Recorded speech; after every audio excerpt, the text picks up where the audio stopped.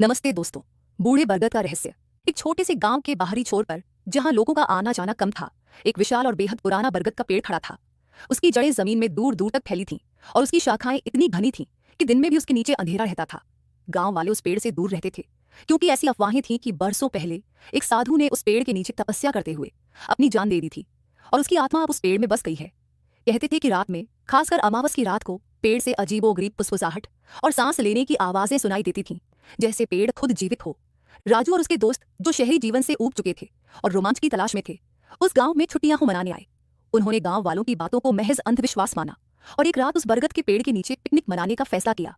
अमावस की रात थी और चारों ओर सन्नाटा पसरा हुआ था।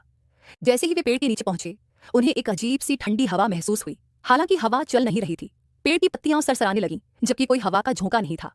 राजू ने हंसते हुए कहा, देखो भूत आ गया। तभी उन्हें पेड़ के तने से एक धीमी गहरी फुसफुसाहट सुनाई दी, जैसे कोई बहुत पुरानी आवाज कुछ कह रही हो। आवाज इतनी स्पष्ट थी कि समझ नहीं आ रही थी, लेकिन इतनी स्पष्ट थी कि वे सब एक दूसरे का मुंह देखने लगे। उन्होंने अपनी टॉर्च जलाई और पेड़ के तने पर रोशनी डाली, लेकिन वहां कुछ नहीं था।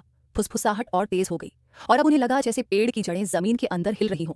तभी पेड़ की एक मोटी शाखा जो उनके ठीक ऊपर थी, धीरे धीरे नीचे झुकने लगी, जैसे कोई उसे खींच रहा हो। उसमें से धीमी सांस लेने जैसी आवाज आने लगी। राजू को लगा जैसे पेड़ की सूखी टहनियां उसके ठीक ऊपर एक चेहरा बना रही हों, जिसकी आंखें उन्हें घूर रही थीं। राजू और उसके दोस्त डर से चीख पड़े। उन्होंने एक पल भी नहीं सोचा और वहां से अपनी जान बचाकर भागे। बिना पीछे मुड़े गांव की ओर दौड़ते चले गए। सुबह होते ही उन्होंने गांव वालों को सब बताया, लेकिन जब पुलिस ने जांच की तो पेड़ वैसा ही विशाल और शांत खड़ा था। वहां किसी आवाज या हिलती शाखा का कोई निशान नहीं था।